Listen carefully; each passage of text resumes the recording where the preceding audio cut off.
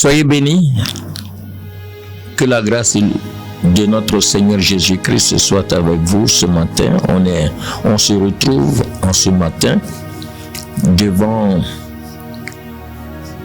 le Seigneur, le roi des rois, le Seigneur des seigneurs, à cette émission Les Matins du Grand Potier.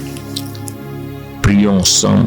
Nous voulons rendre toute la gloire à ton saint nom pour ce jour que tu nous donnes. Merci parce que tous les jours que tu fais sont bons. Tu renouvelles tes bontés, tes compassions dans nos vies. Que ta grâce continue de se manifester en ce jour encore, Seigneur, à chaque seconde, chaque minute, chaque heure de ce jour est placée sous ton onction, sous ta puissance, sous ta direction et sous le sang de Jésus-Christ. Merci Seigneur pour cette méditation au nom de Jésus. Amen. Merci. Alors, ce matin, nous allons voir la voix de la peur du regard des autres.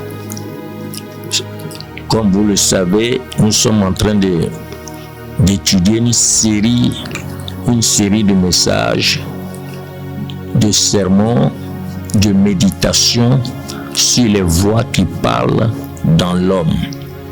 Alors aujourd'hui, la voix que nous allons voir, c'est la voix de la peur du regard des autres. La peur du regard des autres enferme l'homme dans la crainte de l'opinion humaine et elle l'empêche de marcher librement dans son identité spirituelle. Nous allons lire le verset clé dans le Proverbe 21, verset 25, il est dit: la crainte de l'homme, la crainte des hommes tend un piège, mais celui qui se confie en l'Éternel est protégé. La voix de la peur du regard des autres est une voix qui s'élève pour troubler l'homme. Elle l'empêche d'agir selon la volonté de Dieu. Elle a toujours l'habitude de murmurer: que vont-ils penser de toi? Elle proclame: tu dois plaire aux hommes. Cette voix est destructrice parce qu'elle place l'opinion humaine au-dessus de l'obéissance divine et elle enferme l'homme dans une dépendance psychologique et spirituelle. Et cette peur est une prison invisible. Elle pousse à rechercher l'approbation des hommes plutôt que celle de Dieu. Elle fait de l'opinion humaine une idole et prive l'homme de sa liberté spirituelle. Et là où Dieu dit: tu es mon enfant, la peur du regard des hommes peut crier: tu n'es rien sans leur approbation. La voix de la peur du regard des autres dit: tu dois plaire aux hommes. Elle proclame: leur opinion est plus importante que la volonté de Dieu. Souvent, c'est ce que souvent les chrétiens, certaines personnes disent: on cherche les opinions des autres. C'est une voix qui pousse l'homme à vivre dans la dépendance des jugements humains, à cacher sa foi et à refuser l'obéissance. Une voix qui nourrit la timidité spirituelle. On hésite. Si quelqu'un est dominé par cette voix, il a toujours l'habitude d'hésiter à témoigner devant les autres. Elle nourrit aussi la compromission. Donc, elle pousse des gens à adopter leur conduite pour plaire aux hommes. Donc, empêche d'obéir à la parole de Dieu. Elle paralyse aussi, elle donne la paralysie spirituelle. Refuser d'agir par peur d'être jugé. Quand Dieu te dit, quand tu sais que tu dois agir dans la vérité biblique, à cause des autres, tu refuses. Elle te plonge dans la paralysie spirituelle. Cette voix-là doit être réduite au silence. Mais comment la réduire au silence? C'est par la confiance en Dieu, par la recherche de l'approbation divine et la marche dans la liberté spirituelle. Il y a quelques exemples bibliques qui parle de ces voies-là. Par exemple, Pierre, dans Matthieu 26, 74 à 75, les versets, Pierre a régné Jésus. Il a régné Jésus quoi? À la Bible dit, alors il se mit à faire des imprécations et à juger, à jurer. Je ne connais pas cet homme. Et aussitôt le coq chanta et Pierre se souvint de la parole que Jésus avait dite. Vous voyez, Pierre a cédé à la peur du regard des autres. Il a dit qu'il ne connaît pas Jésus, alors qu'il était bien averti par le Seigneur. Le Seigneur dit qu'il va le régner 3 fois. Et devant les petites filles qui sont à la porte, Pierre a régné 3 fois le Seigneur. Cette voie est très dangereuse. Mais Jésus a fait quoi? Jésus l'a restauré. Et Jésus a fait de lui un témoin puissant. Il pouvait témoigner, mais Jésus l'a restauré. Il y a Saül aussi, dans 1 Samuel chapitre 15, verset 24. Saül a dit, j'ai péché car j'ai transgressé l'ordre de l'Éternel et tes paroles, parce que j'ai craint le peuple et j'ai écouté sa voix.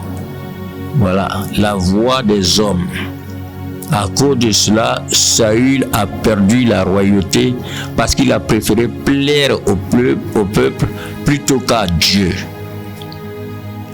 Les pharisiens dans Jean chapitre 12 verset 42-43, la Bible dit plusieurs des chefs crurent en lui, en Jésus, mais à cause des pharisiens, ils n'en faisaient pas l'aveu de peur d'être exclus de la synagogue. Car ils aimaient la gloire des hommes plus que la gloire de Dieu. Vous voyez, la peur du regard des autres empêche certains de confesser leur foi en Jésus-Christ. Les pharisiens l'ont fait. Alors, quelles sont les clés bibliques pour vaincre la voie de la peur du regard des hommes? On va lire 3 passages. Le psaume 118, verset 6. L'Éternel est pour moi, je ne crains rien. Que me feraient des hommes? La confiance en Dieu libère de la peur des hommes. L'Éternel doit être pour toi, tu ne dois rien craindre. Galates chapitre 1, verset 10 nous dit, est-ce la faveur des hommes que je désire ou celle de Dieu? C'est l'apôtre Paul qui dit. Alors, qu'est-ce que tu dois faire ici? La recherche de l'approbation divine brise la dépendance au regard des autres. Faut pas. Et Jean 8, 36, Jésus nous dit, si donc le Fils vous a franchi, vous serez réellement libre. La liberté en Christ délivre de la peur du jugement humain. Ce matin, quelle action pratique tu dois faire? Tu dois te décider à refuser de céder à la dépendance au regard des autres. Jésus t'a rendu libre. Tu ne dois pas être esclave du regard des autres.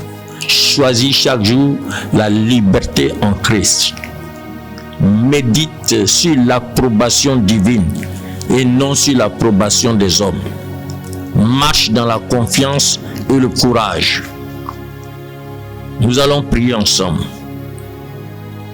Seigneur, délivre-moi de la peur du regard des autres. Remplis mon cœur de confiance en toi. Aide-moi à marcher dans la liberté. Fais de ma vie un témoignage de courage spirituel au nom de Jésus-Christ. Déclare avec moi, je rejette la voie de la peur du regard des autres. Je marche dans la liberté de Christ. Mon cœur est rempli de confiance divine. Ma vie reflète la victoire spirituelle. Au nom de Jésus-Christ. Donc après, nous verrons après la voix de la peur du regard des autres, nous verrons demain la voix du rejet. La voix du rejet qui s'élève pour convaincre l'homme qui n'est pas accepté et l'empêcher de vivre dans l'amour de Dieu. Alors ne manque pas à la méditation de demain. Que le Seigneur te bénisse.